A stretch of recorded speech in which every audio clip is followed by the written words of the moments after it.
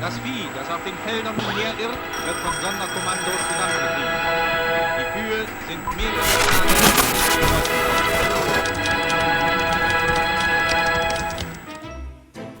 Wenn du glaubst, Deutschland hat im Weltraum nichts zu melden, dann halt dich fest, du wirst heute mehr überrascht als dein Opa beim ersten Bitcoin-Chart. Deutschland und Weltraum klingt für viele wie zwei Dinge, die man nicht in denselben Satz packt. Wir reden über Autos, Bürokratie und Politik, aber Weltraum?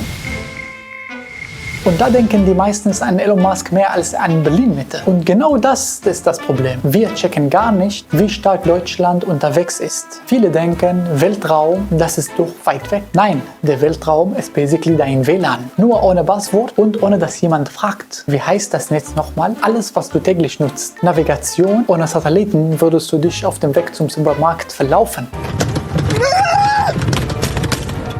Wettervorhersagen. Ohne Satelliten wussten wir nicht, ob es morgen regnet oder schneit. Klimadaten. Ohne Satelliten wären wir blind, was unsere Planeten angeht. Und drittens, Kommunikation. Internet, TV, Notfallverbindungen und alles hängt oben. Und letztens Sicherheit, Militär, Katastrophenschutz und Überwachung von Krisen. Ohne Satelliten wäre Deutschland blind, taub und wahrscheinlich wieder auf Papierkarton unterwegs. Und wir wissen alle, wie gut Deutsche mit Karton umgehen. Nicht sehr. Deutschland ist Teil der RSA und nicht so. Wir sind auch dabei, und man richtig dabei. Wir gehören zu den größten Beitragszahlen. Wir liefern heute die Missionen überhaupt erst möglich macht. Robotik, Sensoren, wissenschaftliche Instrumente. Deutschland baut Dinge, die im All funktionieren müssen. Und im All gibt es keinen Neustartdrucken. Wenn etwas kaputt geht, ist es kaputt. Da kommt keine DHL-Bote vorbei und sagt, ich habe einen Ersatzteil für Sie. Unsere Ingenieurinnen und Ingenieure bauen Geräte, die bei minus 200 Grad funktionieren müssen, während sie von Strahlung gegrillt werden. Das ist nicht einfach Technik, das ist Hardcore-Technik. Und jetzt kommt der Teil, den fast niemand auf dem Schirm hat. Deutschland hat gerade eine Art Space Startup Pubertät. Alles wächst, alles funktioniert, alles verändert sich. Alles ist ein bisschen chaotisch, aber es hat Potenzial. Startups wie ESA Aerospace wollen eigene Rakete starten. Klein, flexibel, günstiger, basically die Ryanair unter den Launches. Nur ohne Klatschen bei der Landung. Und Deutschland konnte hier richtig glänzen. Imagination. Wir haben das Know-how, wir haben die Leute und wir haben die Industrie.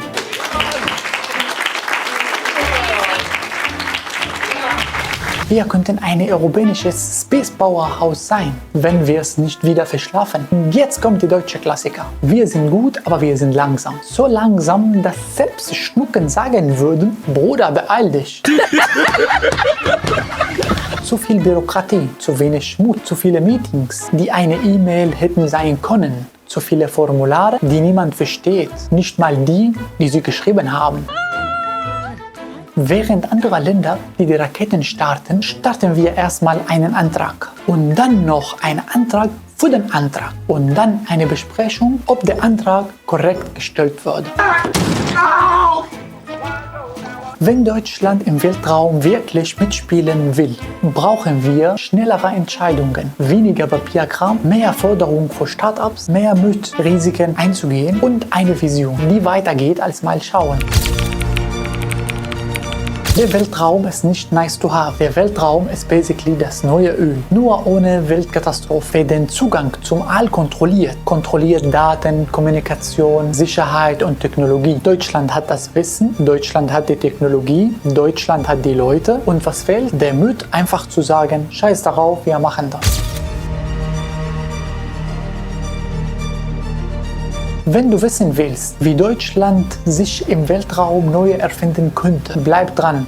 Die Zukunft passiert nicht irgendwann, sie passiert jetzt. Und diesmal hoffentlich ohne Formular 17b. Wenn es dir die Folge gefallen hat, bitte abonniere, kommentiere und teilen Sie Ihre Meinung nach, was Deutschland dazu verbessern konnte. Und bis zum nächsten Folge.